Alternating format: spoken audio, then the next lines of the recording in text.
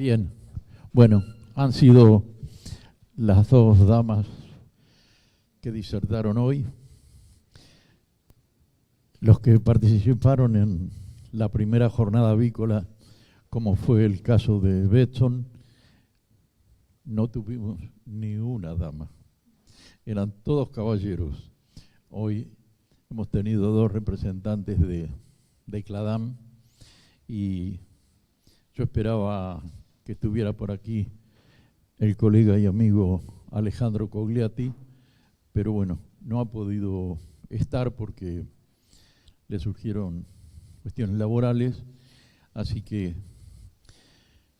voy a saludar, o saludamos en nombre de CLADAM a todo el público, el presente y al que nos está viendo y al que nos va a ver, lo mismo que Laboratorio Biafar. Y ahora les quiero presentar al colega Gabriel Mayo, que si se quiere ir acercando está un poquito lejos, pero no, como no le voy a leer todo el currículum, porque tiene tanto trabajo realizado que solamente lo voy a presentar como colega, como investigador, como docente, como, bueno, tanto trabajo que no hace falta. Exactamente, no hace falta. Un placer enorme. Hola, como verán, o sea, como mal docente, devenido en peor disertante, o sea, uno se va acomodando la situación y va diciendo, che, ¿dónde está el huequito? ¿Dónde hay que cubrir? Y bueno, y acá estamos, o sea, tratando de aportar desde lo que uno sabe y de lo que uno ha aprendido con el tiempo, que ha sumado canas al trabajo y trabajos a la cana, así que bueno, acá estamos para compartir lo que hacemos. O sea, yo me dedico básicamente a la nutrición animal. Sí.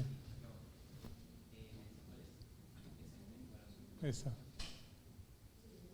No. Fíjate adentro de la carpeta, o sea, donde dice Gabriel, la carpeta Gabriel.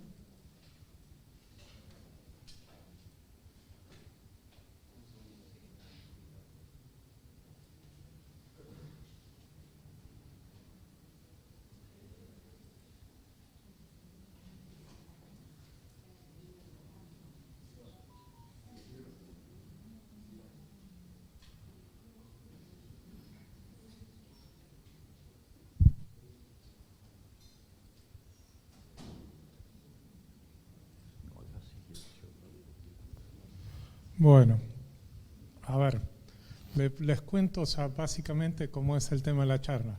O sea, el tema, o sea, se basa en los puntos, o sea, está muy enfocado en lo que tenemos que, o sea, lo que estamos viendo hoy día, que es el tema de bioseguridad, ¿sí? El tema de la gripe aviar nos ha impactado a todos, ¿sí? Pero hay algunas particularidades desde el punto de vista nutricionales, o sea que nosotros tenemos que acotar para esto.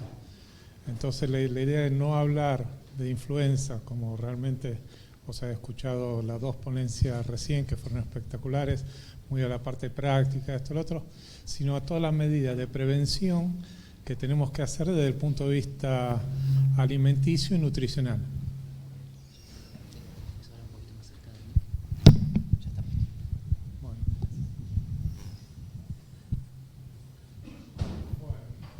A ver, yo soy el que voy a presentar, pero este es un trabajo que hicimos en conjunto y que venimos validando con los colegas Fernando Siliano y Hernán Schneider. O sea, ¿por qué? Porque en realidad tratamos de que lo que hablamos... Más cerca. Sí, gracias. Tratamos de lo que hablamos sean cosas que hayamos hecho.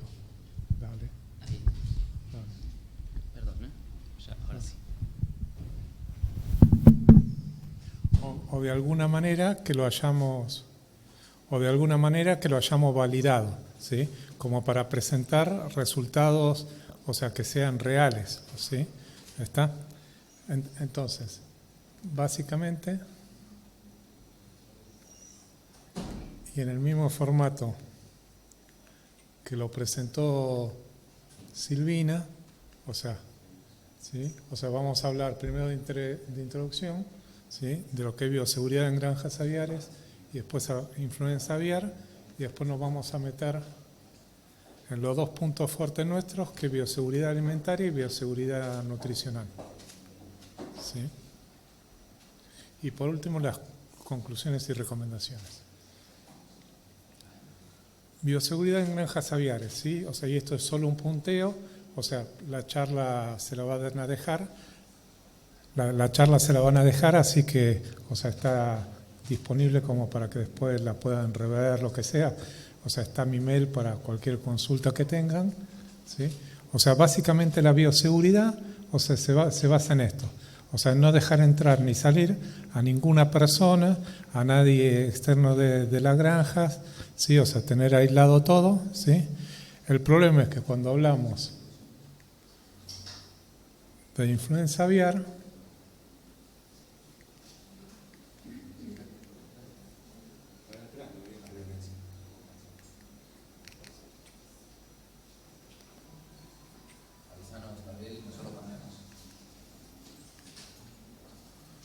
o sea, pero cuando llega a nuestras granjas de ponedoras las materias primas para fabricar alimentos, cuando llega a nuestra empresa de parrilleros las materias primas al molino para fabricar el alimento, nosotros le abrimos la tranquera y lo dejamos pasar, ¿sí? O sea, no podemos dejar a nuestros animales sin comer, ¿sí?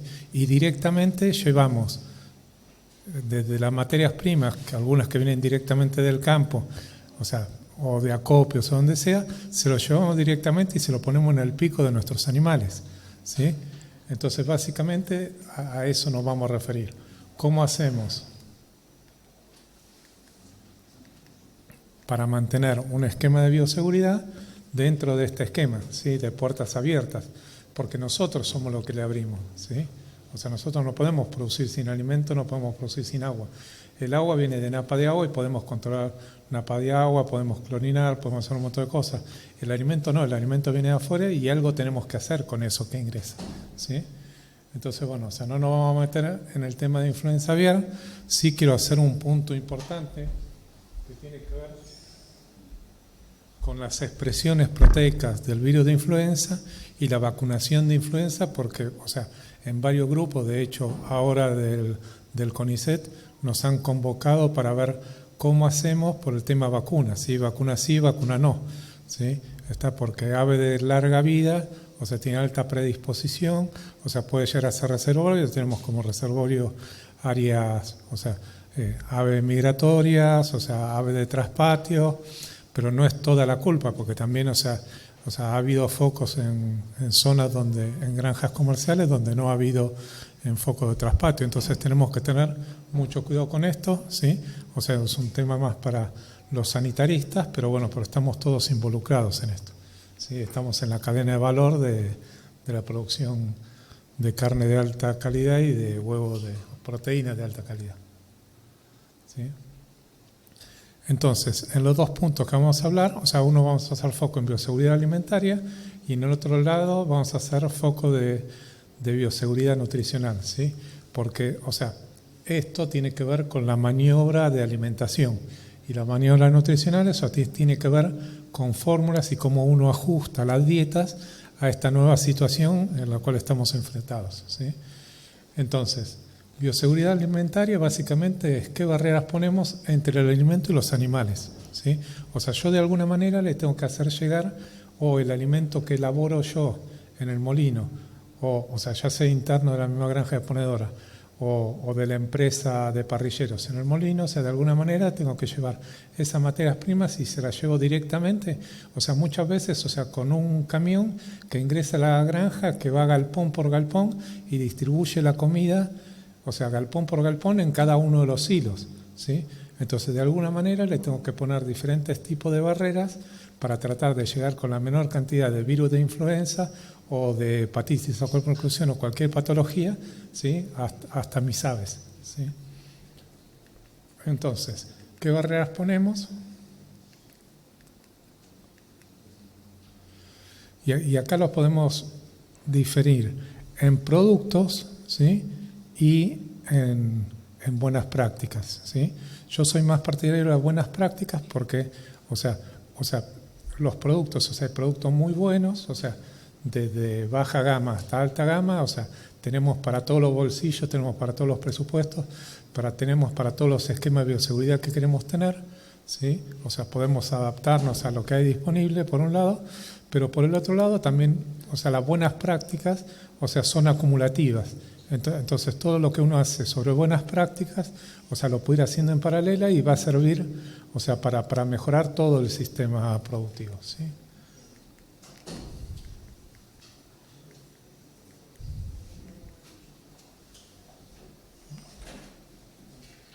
Bueno, entonces básicamente nos basamos en lo que son productos y procesos.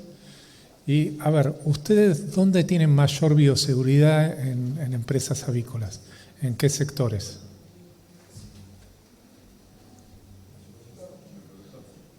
O sea, con animales en reproductores. Yo le diría que tema de bioseguridad, o sea, donde yo tendría mayores controles de bioseguridad sería en el frigorífico, ¿sí? Porque estamos generando comida para humanos, ¿sí? Entonces yo, o sea, le haría foco al frigorífico. De hecho, el frigorífico, siendo nutricionista y trabajando puntualmente en la base de la cadena, o sea, un punto crítico mío de control está en el frigorífico. O sea, yo periódicamente voy a los frigoríficos y lo mismo que hacen ustedes de índice hepatosomático, que nosotros lo llamamos índice hepatosomático, que es el porcentaje de hígado en función de las carcasas, nosotros lo evaluamos por lote y entonces yo tengo, o sea, ahí tengo un lote tras de otro, entonces puedo comparar, o sea, cómo viene la granja A con la granja 32, con la granja 8, porque cada uno lo nombra como quiere, entonces tengo todo el muestrario, o sea, en la misma línea de despostado tengo todos los hígados, o sea, tengo cada hígado alineado con el animal, o sea, con una persona de control de calidad que siempre hay en frigorífico, que me pese la carcasa y me pese el hígado, tengo un dato que es lo que hago yo, análisis de Big Data, o sea, para poder sacar conclusiones a partir de qué es lo que está pasando a partir de eso, ¿sí? Y poder, o sea, en este plan de mejora permanente tratar de trabajar. Pero después sí, o sea, coincido que los reproductores, o sea, es donde cuando hay animales uno debería tener mejor acotada la norma de bioseguridad.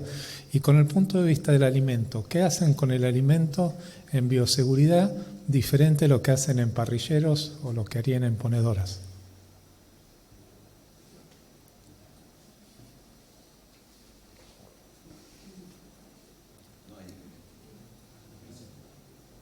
No hay diferencia.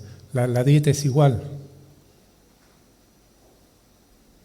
O sea, yo tengo en mi molino, supongamos que una empresa de parrilleros, yo tengo mi silo de maíz, tengo mi silo de harina de soja, tengo mi silo de expeller de soja, tengo mi silo de frechillo, tengo mi silo de harina de carne, tengo, o sea, tengo las premezclas vitamínicas minerales, tengo, o sea mi multimezclador para poner todos los aditivos, si tengo esa posibilidad, si no compro una bolsa completa, tengo mis aminoácidos, o sea, ¿qué cosa hago diferente cuando hago alimentos para reproductoras?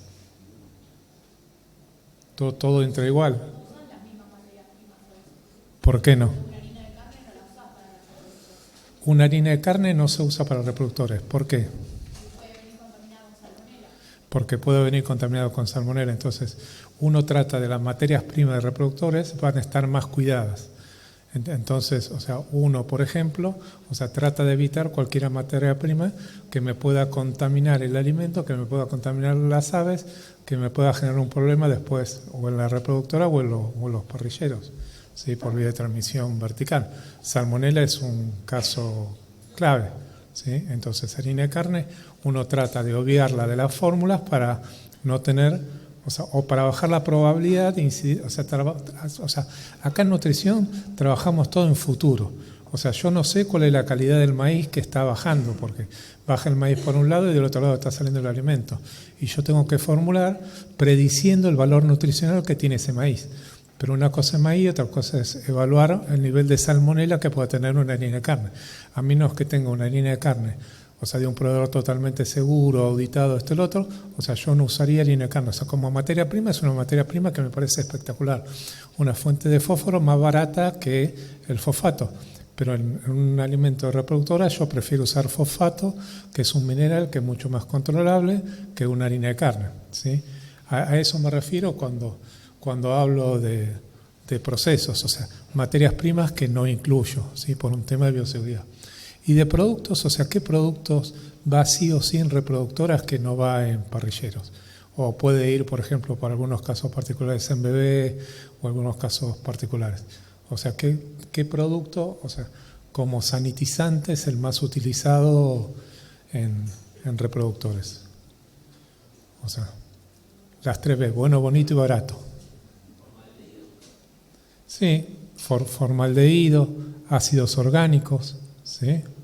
O sea, lo que es cualquier acidificante, o sea, un acidificante baja el pH.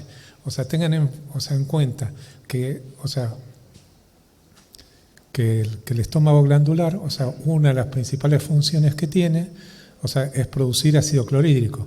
Ese ácido clorhídrico lo que hace es baja el pH y me mejora la digestión, especialmente las proteínas, pero por otro lado me actúa de sanitizante. O sea, si yo le pongo un ácido inorgánico, le pongo un ácido orgánico, o sea, estoy bajando el pH del alimento y solo con bajar el pH del alimento, o sea, hago un producto más sanitizado, ¿sí? Entonces, cuando hablo de procesos y de productos, o sea, de proceso también podría ser el proceso térmico. O sea, un proceso térmico, o sea, mata microorganismos, ¿sí? O sea, cualquier producto que me precipite proteínas, o sea, en el caso, por ejemplo, de gripe aviar, me va a precipitar las proteínas de superficie y me va a evitar, o sea, llegar con gripe aviar a mis animales, ¿sí? O eso, o sea, las proteínas, o sea, ese es el problema, tanto sea de, ¿sí? Entonces, bueno, o sea, esas son las cosas que tenemos que tener en cuenta, o sea, qué normas de proceso ponemos y qué, o sea, productos vamos a utilizar. Y por otro lado, todas las barreras físicas que vamos a poner en el medio. Por ejemplo, como nosotros, o sea, transportamos, o sea, el alimento o en vehículos propios o en vehículos tercerizados, todos esos vehículos deberían sanitizarse al ingreso de cada granja y a la salida de cada granja, ¿sí? O sea, con lo cual tenemos, o sea, doble barrera, porque no queremos que no entre nada a nuestra granja, pero tampoco queremos que salga nada de una de nuestra granja y vaya a otra granja nuestra, o que vuelva al molino y genere una contaminación retrógrada, ¿sí? Y todas las normas que debería tener también el molino, o sea, el molino es el medio de distribución, con lo cual cada camión que ingresa al molino hay que sanitizarlo, cada camión que sale del molino hay que sanitizarlo, con lo cual doble trabajo, ¿sí? Doble cantidad de operarios, o sea, más manejo para el jefe de planta, o sea, todo eso hay que charlarlo, hay que planificarlo con tiempo y hay que implementarlo, hay que hacer planilla de registro, hay que hacer modelo de HACCP, hay que hacer modelo de bioseguridad, determinar los puntos críticos que uno tiene tanto en la barrera de entrada y salida como los puntos críticos internos del molino. O sea, si uno tiene, por ejemplo, adición líquida de algún producto sanitizante, o sea, ver, o sea, con quién lo hace, cómo lo hace, o sea, si va a ser un servicio propio, un servicio tercerizado, cómo lo controla y qué planillas y qué cosas tiene, incluso para mostrar. Porque hoy día, o sea, con todo el peligro que tenemos de exportación de productos, o sea, tengamos en cuenta que esto, o sea, estamos acá y estamos aisladitos, pero es un producto, es un problema mundial, ¿sí? O sea, yo estoy en contacto bastante con gente de Perú, Ecuador, en algunos trabajos puntuales, y allá hay muchísimos más problemas, o sea, con diferentes climas, o sea, en la zona de Ambato en Ecuador, con toda la zona de ponedoras, o sea, cada región tiene que manejarlo, y hay que manejarlo, o sea, en función de criterios, o sea, no de pautas estrictas, sino adaptarse al problema, o sea, cada problema, o sea, cada caso en el cual hemos participado, acá con Fernando y con Hernán en Argentina, o sea, han sido diferentes casos en diferentes lugares y las normas que hemos implementado, o sea, distan de ser las ideales, pero son las que podíamos implementar en cada uno de los casos, ¿sí? Eso es el criterio que queremos transmitir. Bueno, y cuando hablamos de bioseguridad nutricional, es qué cambios implementamos en fórmula. O sea, a ver, yo creo que la avicultura, o sea, es una gran familia, es como una gran tribu. Y el nutricionista es el médico brujo, porque el médico brujo se mete detrás de una pantalla, hace 2 cambios, dice, che, no, vamos por acá, esto y lo otro, y todo el mundo le cree o no le cree, pero desconfía de lo que está haciendo, y, o sea, y parece que hace más brujería que ciencia, ¿sí? Y hacemos las 2 cosas, o sea, hacemos ciencia, pero lo presentamos como brujería y quedamos como los magos. Así que bueno, y entonces, bueno, o sea, esto tiene más que ver más, o sea, para los que vayan a formular, o sea, a trabajar más en ¿sí?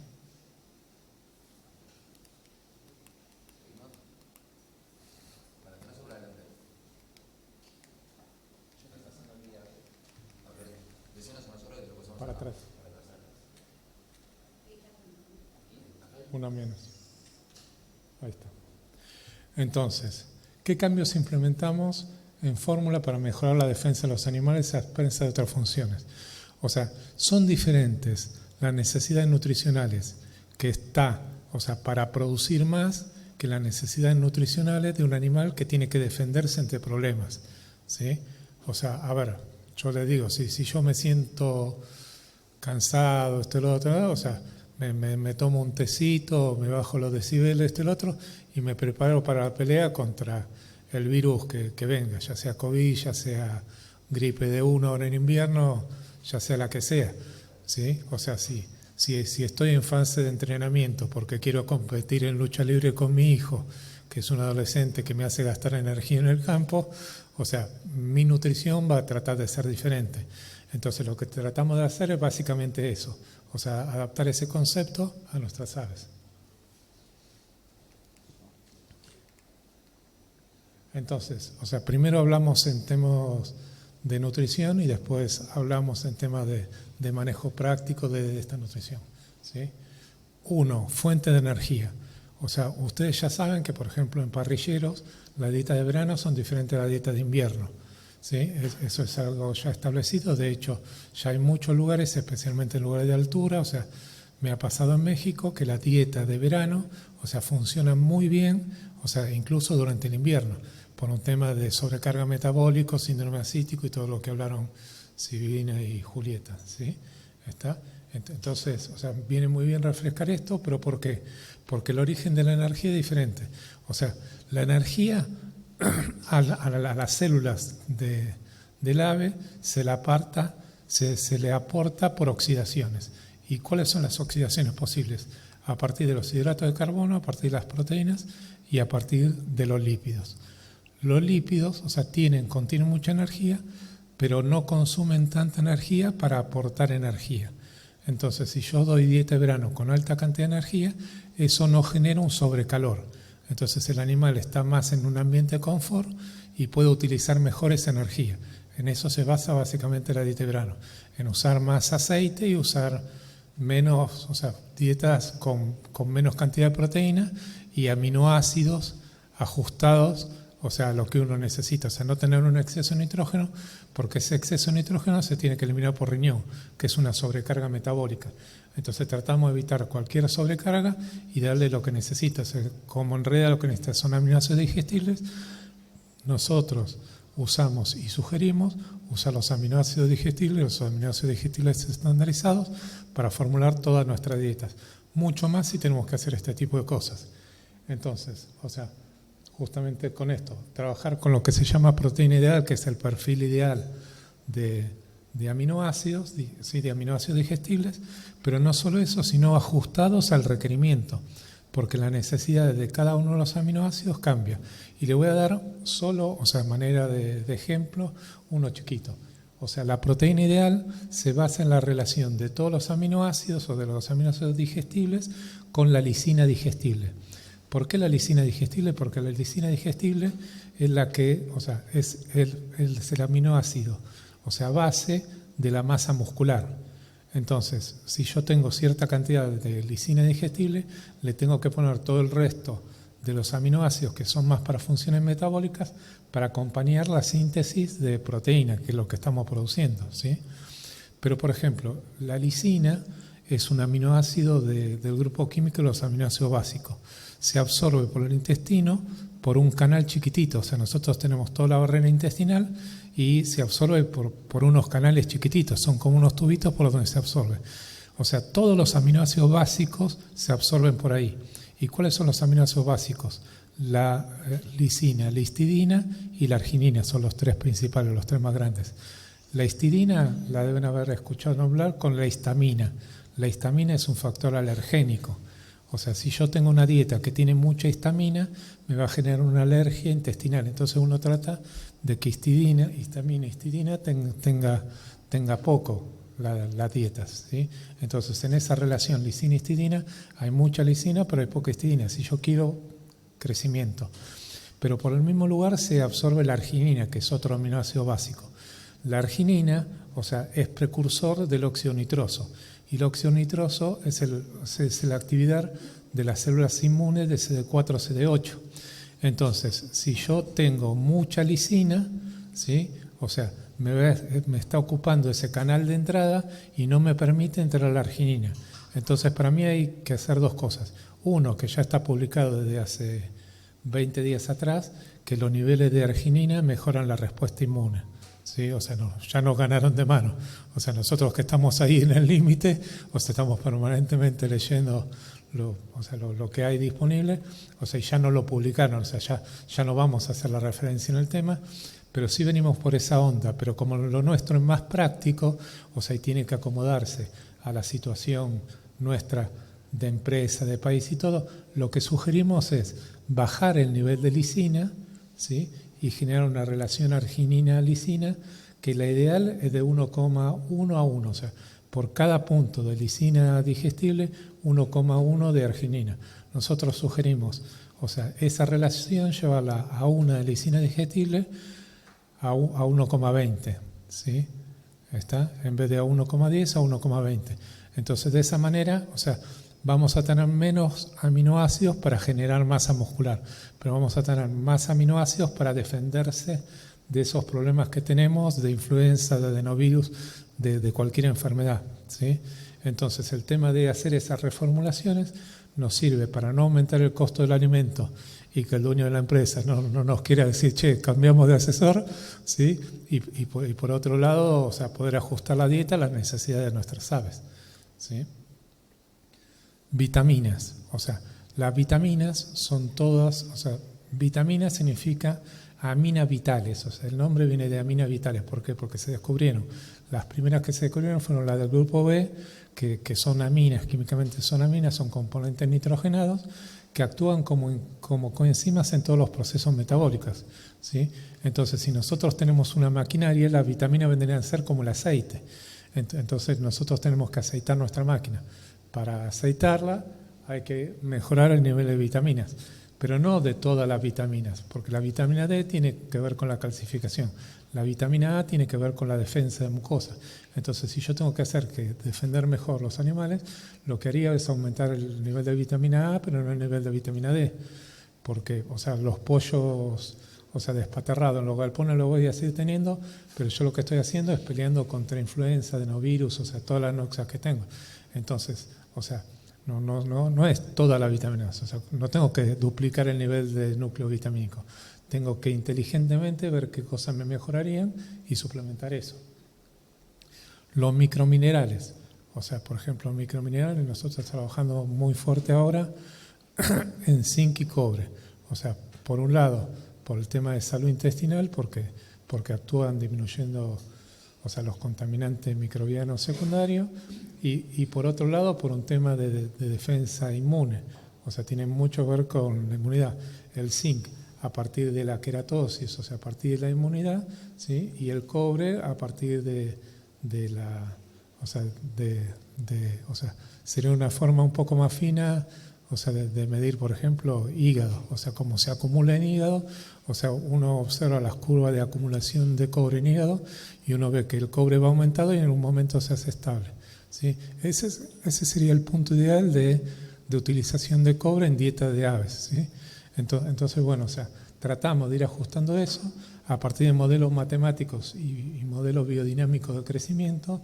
Estamos viendo a ver cómo, cómo se van acumulando diferentes sustancias en los organismos de los animales para poder hacer, nutrición, lo que ahora está muy de moda ponerle nombre. Entonces hacemos nutrición de precisión. Nutrición de precisión es tener un perrito en la casa y darle lo que necesita comer por día, ¿sí? Eso es, ¿sí? Equilibrio ácido-base, importantísimo el equilibrio ácido-base, ¿sí? Todo lo que son membranas, sodio, potasio, cloro, es fundamental para un óptimo manejo del medio interno. Entonces darle mucha importancia al equilibrio ácido-base. Antioxidantes, a nosotros nos dio muy buen resultado utilizar antioxidantes, desde antioxidantes químicos en el alimento que nos inhiben la peroxidación de la grasa del alimento, hasta antioxidantes metabólicos como puede ser vitamina E y selenio, ¿sí? Toda esa gama de productos nos ha dado excelentes resultados los antioxidantes para mejorar, ¿sí? Y por último, moduladores metabólicos. Hay ciertas moléculas que sirven como activadores, no son nutrientes, tampoco son pronutrientes, pero mejoran la utilización de algunos que otros. Algunas son enzimas, algunas son coenzimas, que no actúan a nivel del aparato digestivo, sino que actúan a nivel metabólico, en el medio interno. Esas cosas nos han dado buenos resultados. Hemos probado con algunas y realmente tenemos, información. Para los que lo quieran, me lo piden al mail y se lo paso, los informo en los reportes. ¿Sí? Y básicamente, en bioseguridad nutricional hacemos foco en órganos metabólicos, cómo tenemos que hacer para mejorar la funcionalidad hepática, cómo tenemos que hacer para mejorar la funcionalidad renal. Necesitamos que todo funcione, todos los órganos metabólicos que tienen que ver con el ingreso, la utilización y la eliminación de nutrientes y la eliminación de detritos funcionen, ¿sí? Entonces hacemos base en el aparato digestivo, cardiorrespiratorio y hepático, ¿sí? Entonces lo tomamos por grupo, decimos, qué procesos y qué productos tenemos que hacer, ¿sí? Y a manera de conclusiones,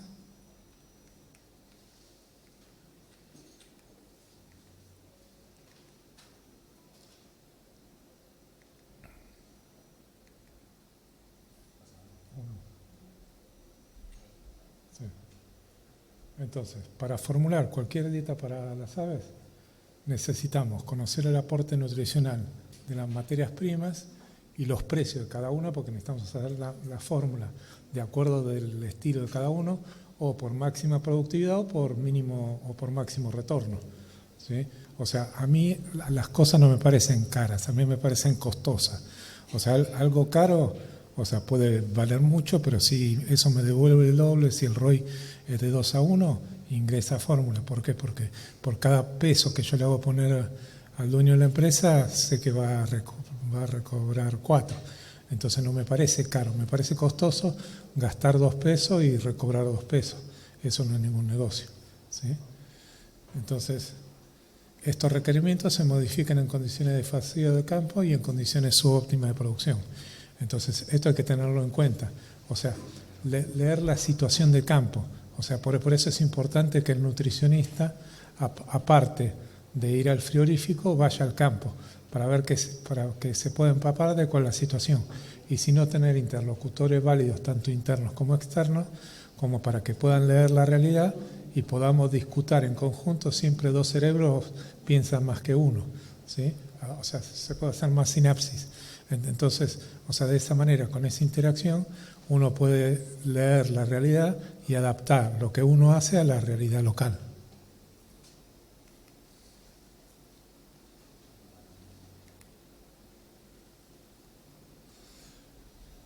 Entonces, en tiempos de influenza aviar, maximizar la medida de bioseguridad del molino, ingreso-egreso del molino, pero también, pauta de manejo interno, puntos críticos, ¿sí?